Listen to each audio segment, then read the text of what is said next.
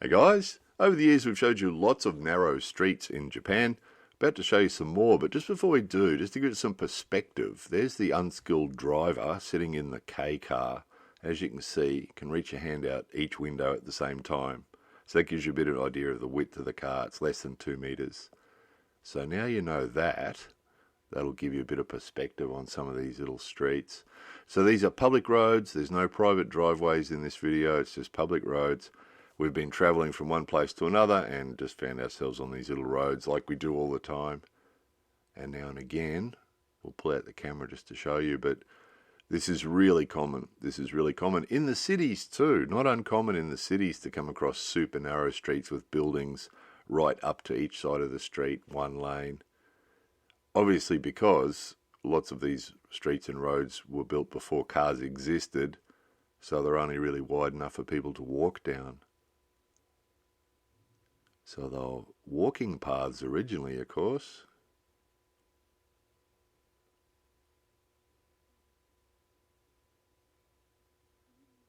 This is another good example. This one, both sides of the street, they've built right up, and often they do. If they've got a small block of land, they'll build right up to the street so they get full use of their block of land.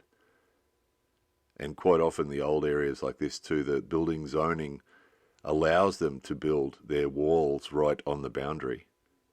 As has happened here. So we've got the right-hand mirror touching the leaves as we go past on that side and just missing the wall on the other side. So that's why over the years we've made videos about big cars. We made a video recently about Jeeps in Japan and we just don't get it. We actually folded the mirrors in there so that we could get along that road.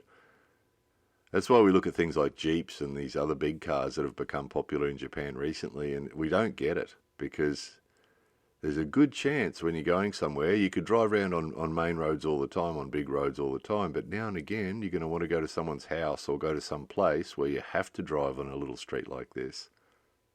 And that's why we love our K car, because you can get down streets like this. A bigger car than that you would have not got down this one, obviously, or this one, because it's practically touching on either side.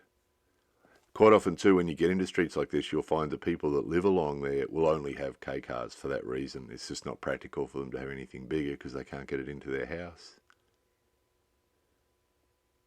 Corners are the trickiest things with streets like this. If it's straight, it's not too bad, but when you get to a corner, sometimes really difficult, and you get to a 90-degree corner, it can be really difficult, or impossible, sometimes impossible. Always a challenge, always a bit of fun. Anyway, there was that. More videos coming soon.